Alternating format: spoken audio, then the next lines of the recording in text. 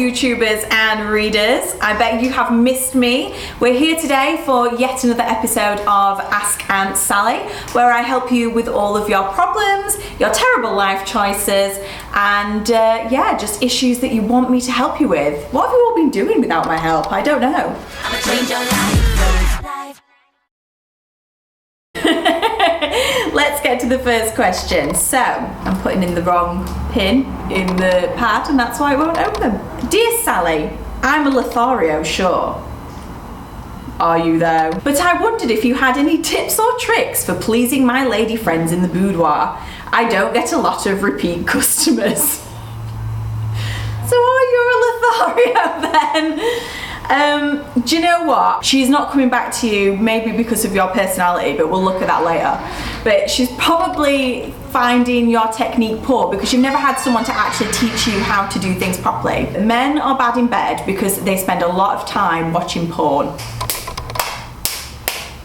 Women don't like that. Like, why do I want a concussion? So what I'm guessing is you're probably quite selfish in the bedroom. So, like I said, forget what porn tells you. Just think, I'm not going to be selfish here. Spend all the time in the world on your lady and her nether area. Yeah, good luck with your Lotharioing. Right then, second question. Dear Sally, I'm soon to be a first-time mummy just like yourself. But my mother-in-law is driving me crazy. I can't take it anymore. All she does is point out all the ways that I'm going to ruin my baby. Nice. What's a nice way of telling her to shut the F up? I don't think it's ever appropriate to tell your mother-in-law to shut the F up, but I totally understand where you're coming from because when it's my first time baby, everybody has an opinion for you.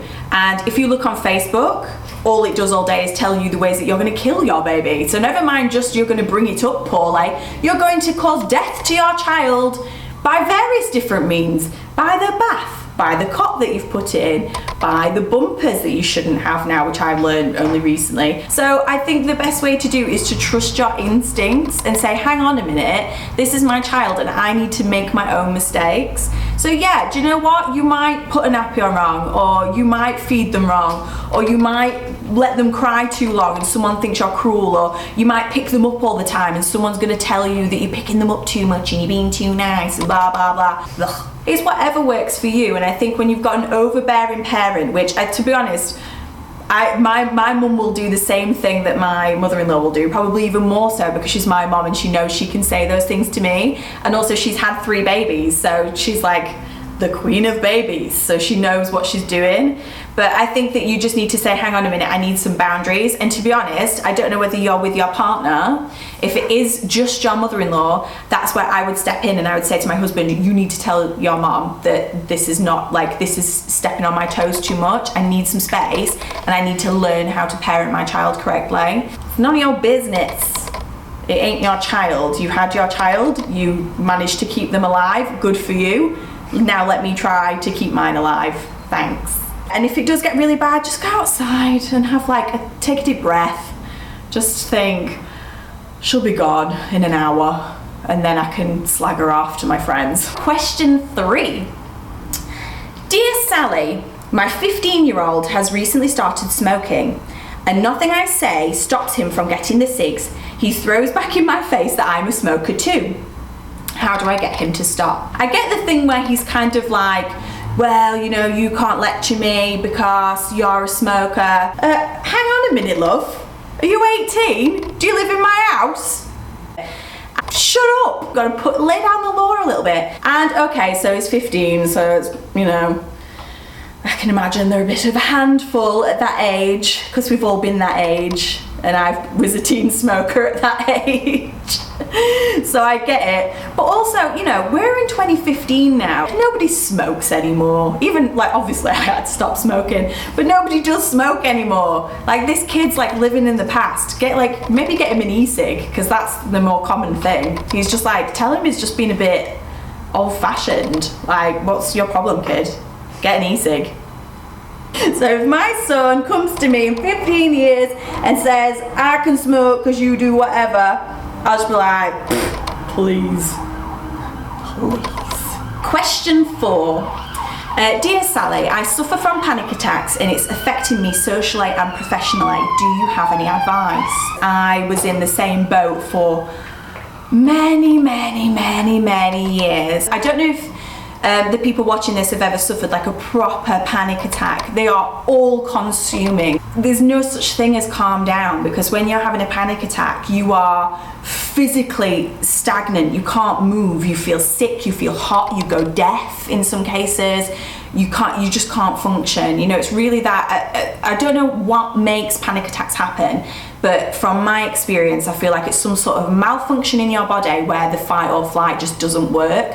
So you don't fight, you don't fly, somehow you just stand there and go to shit. What you need to know is that you're not on your own. Firstly, there are so many people that have panic attacks and you probably don't even know because they don't tell you. You can be stood next to someone that's having a full panic attack and you won't know because they just won't tell you. I now am panic attack free, so I could have another one tomorrow, I don't know. I've had them so many times in the past. You know, if you do get to that situation, you think, this is ruining my social life, I can't go out of the house. I'm finding that I'm having panic attacks on public transport and I'm finding that I'm having them at work and it's really detrimental to my job, then you need to ask someone for help. You can't just live through that and you can't just turn around one day and they just be gone. I would say to refer yourself to your IAP clinic in your local area, and they will schedule for you to actually sit down and talk with someone. And what a therapist will do is not talk about sort of things that you know, that might be like getting you down that day. You might feel like a really happy person, but you're still having panic attacks. You know, sometimes they're irrational, you don't know why they're happening, but what they'll do is they'll help you with the triggers and they'll help you work through them and they'll help you find ways to distract yourself so you aren't going to trigger a panic attack. And what you'll find is that one day you'll have 6 panic attacks instead of 12, and then one day you'll have 2 panic attacks, and then one day you'll think, I haven't had a panic attack for about 2 weeks. And then that's it. You know, you feel better and you get more recovered, and that's the way that you move forward. Okay guys, so that's everything for today. Thank you so much for your wonderful questions. We've had some serious ones and some funny ones, and that's how I like it. So as you can see, we are going to be making lots more Aunt Sally's in the future. If you'd like to check out the other Aunt Sally episodes, you can do so right here. Click the link. And as you know, we would love for you to subscribe and to leave a comment in the comment section below and let us know how we're doing and if we can help you. If you do have a question, send it to submissions@mimagazine.net, and I'm always here to help. So until then, goodbye.